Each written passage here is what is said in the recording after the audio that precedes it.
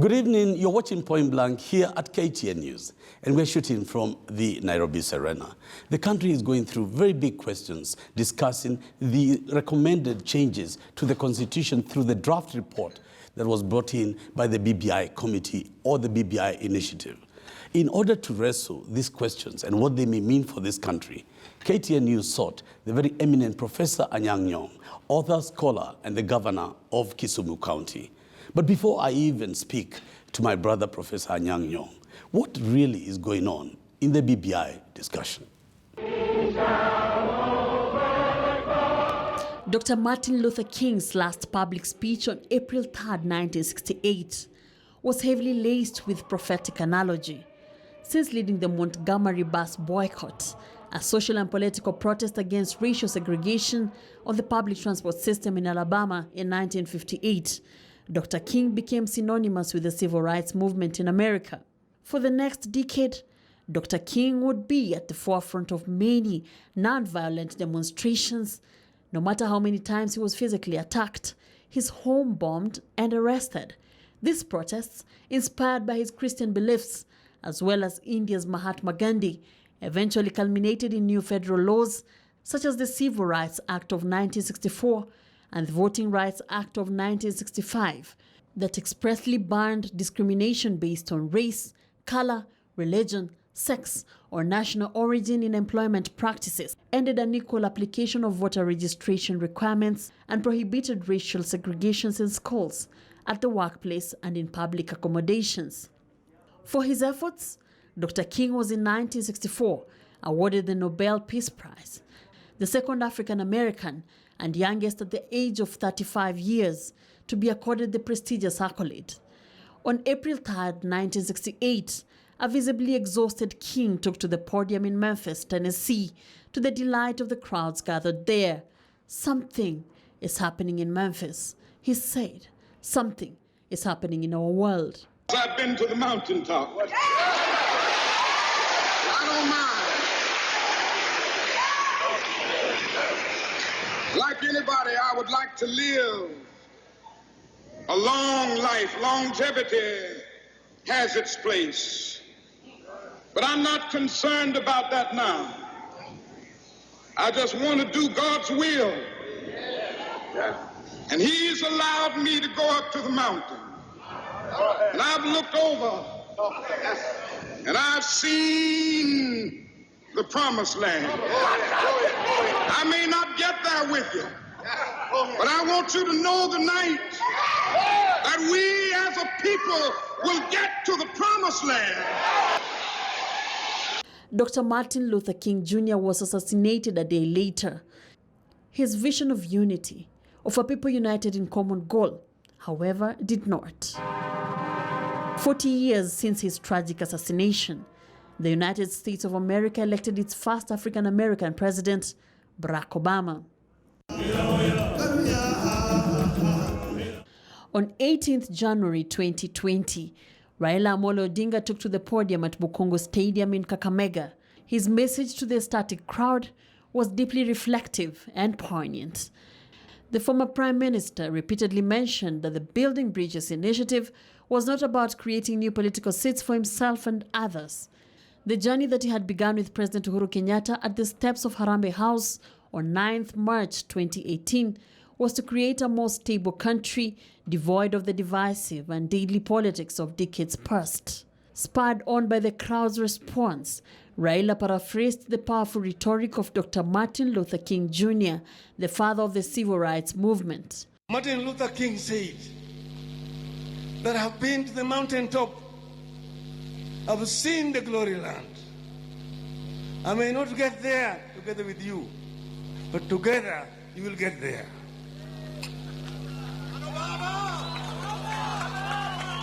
I have seen the glory land.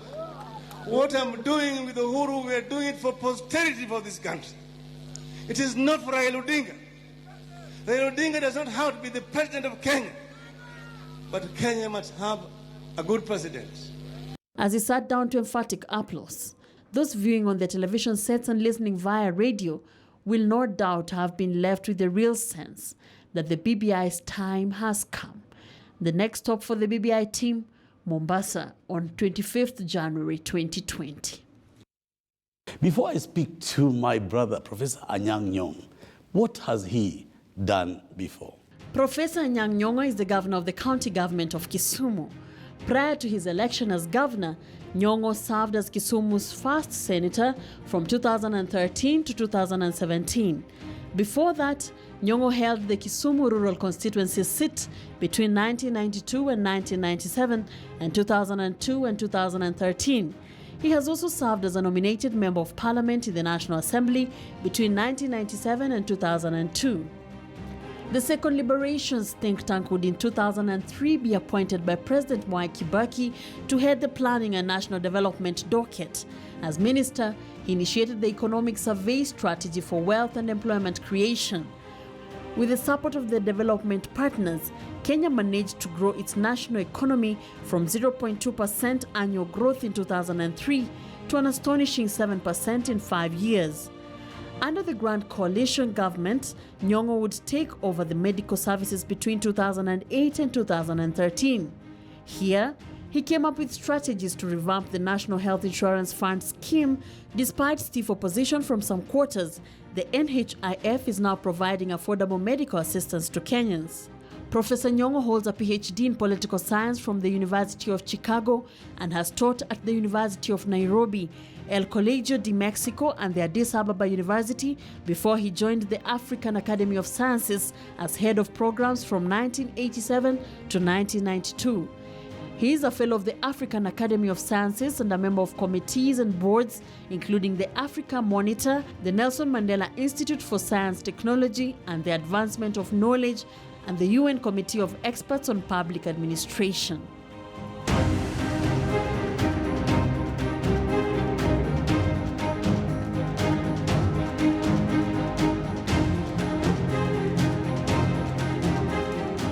Professor, karibu, and welcome very much to the Standard Media Group. Thank you very much, Tony. Professor, let's start at the beginning. So to say, let's strike the golf ball from the green. What is your bird's eye view of these discussions around the BBI? I think in order to understand what's going on in the discussion of the BBI, we really must look back and ask ourselves, when did the idea of building bridges come in? You remember at the beginning of last year, after the elections, we were standing between the devil and the deep blue sea, with two persons who had contested the elections, and the outcome was uncertain. First, nullified by the Supreme Court, and an election is called, and then the election boycotted by Raila and Uhuru and the opposition. Reasons being that the playing ground was not still even. So Jubilee went ahead and formed the government. But then you know what happened in March last year. The opposition had a big rally in Uhuru Park where about 1 million people attended and appointed Raila as a people's president. So we were now having a polarized society where you have a legal president, as it were, in State House, who had been sworn in constitutionally, a popular president at Uhuru Park, who had been sworn in by the public. Where did we go from there? I think that's what I'm saying. We are between the devil and the deep blue sea. It was the wisdom of these two persons who said, if Kenya tries to go on like this, we ourselves don't know where we're going to end. There's even a possibility of having a Somalia in this country, a break-up of relationship among communities, which could lead to conflicts and disintegration of the nation. Something which could completely have a dire consequence to people in Kenya and the Eastern African region. So they came together, so let us examine, first of all, where did the rain start beating us? Where did we end up in this place? Can't we actually come to the table and address the wrongs that lie behind elections that can never lead to peaceful results? And I think it's after that discussion that they come up with the idea that, look, we must close ranks and give Kenya a united leadership and try and deal with these ills that face the nation. Hence the 9 points that they came out with as resolutions, things to be done in bringing reforms, profound reforms to the nation, so that when we come to the next election, we don't have a situation like that. And therefore, the BBI was a vehicle to put in place these reforms and try and see to what extent some of these reforms would need constitutional change. Some don't. If they don't, how do we deal with them? And I think it is important, therefore, that we just read the BBI rather than hang the messenger before you read the message. Read the message and say, do these things really address the issues that are facing the nation? If we say, well, these issues have been there before, and if we haven't addressed them, the BBI cannot do it, you know, that's a very pessimistic view. So, Professor, because it's point blank, yeah. The Deputy President of the Republic of Kenya and many people that support him have been bashing the BBI initiative and saying that this is a vehicle for political power to retain Kenyatta in office and to give Odinga a backroom door to power. Where did BBI move from a concept of the handshake or bringing Kenyans together to be seen by the other side, if there is another side, as the route to political usurpation of power? I think that's come about because we as governors were really putting pressure on the two leaders to say, look, the BBI is here. You have said that people should read it. It is very difficult for people just to begin reading the BBI as individuals and make their recommendations to the BBI committee or whatever it is. The people must be brought together and given some kind of road, some kind of way of discussing the BBI. And remember, when we had constitutional reform in 2007, there was a public discussion. And I remember we, as the coalition government, went out of our way as government ministers and political parties to have public discussions. So we said the best thing to do is let us begin having meetings at regional levels. And then from there, as we said in Kisii, it would go to the wards led by the MCAs. This does not stop any other person to say, well, I don't like that method of discussing the BBI. I propose another one. If anybody proposes another method of discussing the BBI, the more the merrier. So but if you interpret it as something that is purely political, you know, in the political arena, you can't stop people interpreting things the way they understand them. So that we move on point blank, I must put your back to the wall. Yeah. The Deputy President has made an allegation on your party leader, Right Honorable Raila Odinga, and His Excellency the President, that BBI is a vehicle for them to usurp power. How do you answer William Ruto's allegations, which are public? Well, I would tell the Deputy President, as far as I see it, it is not really a vehicle for usurping power. If anything, the BBI is proposing ways in which powers should not be usurped through proper constitutional reforms that we need and laying the ground rules for elections, which can lead to a contest where when the winner wins, they celebrate their victory, and when the loser loses, they accept the victory as legitimate. This is the process now to discuss how do we get an election where it's not a winner take all, or let the loser take the devil's hindsight. You know what I mean? So, so do you have a specific message for? My specific message is it's better to engage in dialogue than profile the messengers. If we begin profiling the messengers, we will not have a dialogue. Let us shift gears, Professor. Yeah. Can I ask you from the onset, is this document, when you read it, even before it's amended, is it apologetic? I don't think it's apologetic. I think it is inviting. It is inviting you to the discussion table. They are saying, look, when we look at what ails us, These are the way we look at them, and this is what we propose. What do you think we should do? Because, you see, I think that it is not fair to just say it is apologetic without saying how and why it's apologetic. And if it's apologetic, what do you yourself propose that cannot be apologetic? So that I put this clearly and point blank, your position is that there is a BBI proposal by the Kenyatta Odinga side. Proposals, in fact. Yeah. And you're saying if anybody has another proposal, put it on the table. Yes. That is interesting. Yeah, put it on the table because, you see, personally, let me speak as a person. I've been writing about these issues even before they shook hands. Of course, you and I are great friends. Yeah, you see, Wajaluo wanasema siasa dwaro paro. And if you look at the book that I published last year, and that was launched by the Prime Minister at the University of Nairobi last year, it is published as parliamentary or is important, parliamentary or presidential democracy. Choices to be made. And if you look at those essays, those books, they date way back before even the handshake. Then they take on the handshake. But it was published before the BBI report came out. But if you look at what is the BBI, a lot of those issues I myself have been discussing and saying, you know, this idea of a winner-take-all is not good for developing countries.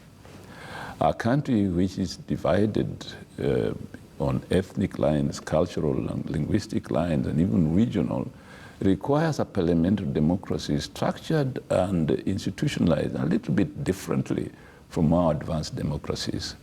In order for it to be inclusive, you must take into account minorities, you might take into account ethnic representation, you must take into account regional diversity. How are all these going to be represented at the discussion table where policies are made, decisions are made, and positions of responsibility are given? Let us not pretend that when a cabinet is appointed, every ethnic community is saying, who represent our face there? We cannot run around from that reality. You do that, and then you say, okay, you don't come here now purely to represent your ethnic community. You come here to be a spokesperson or a voice for your ethnic community in the context where we are building a nation.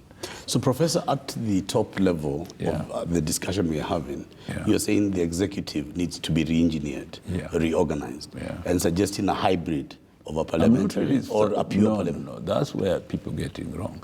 Personally, I have no love for a hybrid system, definitely, because it gives a wrong connotation. It being the connotation that you can mix presidential democracies with parliamentary. The two are very different from each other. And where it has been tried, even in the US, it's creating problems now. As you can see, the man called, what is his name, the president of the US? Donald Trump. Donald Trump can stand in public and say, like, I can shoot somebody on Pennsylvania Avenue, and there's nothing he'll do to me because my supporters will give me support. That sounds like an African president, by the way, or a third world president. But it is because the Constitution of the US was written in such a way that they mix presidential democracy with parliamentary, and it is proving difficult year in, year out. So, Professor, because this is a critical point, my understanding has been that the Orange Party and what has been written in the public has been discussing the possibility of a hybrid system. You as professors yourself prefer a pure parliamentary system. I wouldn't even use the word pure. I want a parliamentary system which conversant with the social and cultural issues, the cultural and cultural reality of our society. In other words, a parliamentary democracy which looks at representation, not just in terms of constituencies being represented in parliament by MPs elected from those constituencies, but I'm looking at a parliament where every ethnic community sees its face. And maybe that parliament is composed much better when representation is based on political parties than individual constituencies. So that we make good progress. You've left a summit at Nyanza, and I'm sure you discussed this particular issue Yeah. of whether there is preference Yeah. for a hybrid or parliamentary system. Yeah. Is there growing consensus for either, or the discussions are ongoing? The discussions are ongoing. Yeah. Okay, Professor, I want to shift gears a bit to ideology. Yeah. You've talked about the top tier, Yeah. but the social democracy, I know, is dear in your heart. Yeah. As I said earlier, we've been friends a long time. Yeah. You've written many books, Yeah. and actually really fronted the issue of the third way, Yeah. as the Germans would say. Yes. Is that, in your view, captured in the doctrine of the amended I think it is captured, but you know, the BBI was not written to be an ideological social democratic document, but indeed it does capture certain concerns of social democracy. Social democracy essentially says that democracy is not just about political representation. Democracy is about social inclusion and social delivery of services to the people in an equitable and fair manner. So that if you take something like health, universal health care is part of social democracy. If you take something like power, the sharing of power and distribution of power fairly is part of social democracy. If you take something like income distribution, what we generally call the equity. kind of pyramid we have in Kenya is not definitely social Because democracy. there's no equity. Really. It is no equity, it's very elitist and it's very unfair. So you find about 10 or 20% of the population control 80% of the income. That is the worst form of capitalism that you can get. Elsewhere in Scandinavian countries, you will find that there's a principle followed in building society, from each according to his capacity, to each according to his need. So if you earn more money than your driver, you should contribute more to the National Hospital Insurance Fund more than your driver. Maybe 10 times your driver. But when it comes to access to healthcare, you all have access to healthcare in the same way. That is really social democratic. If you follow a system like that, you'll find that it will be a much fairer system of income distribution, because people with higher income will be paying higher taxes, not to go to the state for consumption in dubious debt, but to go to services like healthcare or contribution to the aged, or fair access to trade and business by the youth and the women, subsidized by this kind of fund. So that you know that although I own Toyota Limited, there is some money set aside to make sure that the person trading in Nyeri on the streets will escape from the streets one of these days and go into a commercial complex where they have a much more secure and much more productive and much profitable business than when they are on the streets where they cannot accumulate any capital at all. Because first, they don't have a basis of accumulating capital. You don't have any title deed on any part of the street. So you cannot go to the bank and say, I trade on Kenyatta Avenue near that corner. Can you give me some loan? They will say, we don't. There's no value to that corner. But you see, if you go and say, look, I'm in Gikomba, stall C, I'm registered at City Hall, and this is my business turnout, then you have access to loans on a genuine way. Now, we have in this country a lot of people who are so-called informal traders who have absolutely no means of accessing capital or credit they can afford. Because, first of all, capital is not a sympathetic value system. They will not sympathize with you because you're in the street. They say, fine, we're also doing business. We'll give you money, but we must have somehow that we are sure we'll get our money back. A social democratic system will create an opportunity, a facility for these people to do business and know that they can also grow. That is what's called capital accumulation. Capital accumulation is not just for the big people, it's also even for small trade, because what it happens in accumulating capital is that it grows and expands. And that expansion should have the possibility of continuing, not stopping at a certain point because of legal issues, because of entitlement issues and so on. But there are some people locked out of making money because of legal and entitlement issues. imposed by the system. This kind of must be broken. Well, good evening. You're watching Point Blank. I'm having a polemical expository discussion with Professor Anyang Nyong'o. Anyang Nyong'o says that his book should be read, whether we should follow a presidential or parliamentary system, or a social democratic ideology where the rich take care of the poor, the young take care of the old, and this society becomes more equitable.